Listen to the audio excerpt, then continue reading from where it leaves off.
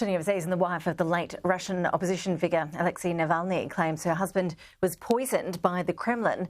The US is considering sanctions on Russia over Mr Navalny's death. Joining us live with more analysis is Associate Professor Matthew Sussex, Russian strategic policy expert at the ANU's Korabel School for Asia-Pacific Affairs. Good to see you as always, Matthew. Thanks for your time. Unfortunately, without access to Navalny's body, we may never really know what happened to him.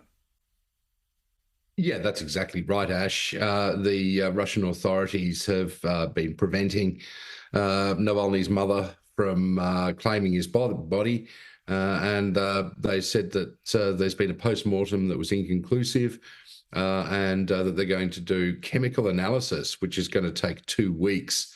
Now, of course, perhaps coincidentally, that's about how long it takes for some of the more common poisons to degrade.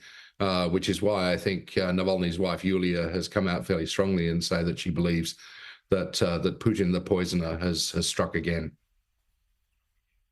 It was quite a stunning display of bravery and resilience on his wife's behalf. She was saying she wants to step into his shoes and continue with his resistance movement against Vladimir Putin.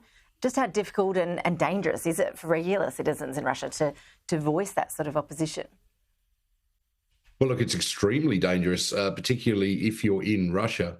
Now, Yulia Navalny is in the position, of course, where she's not.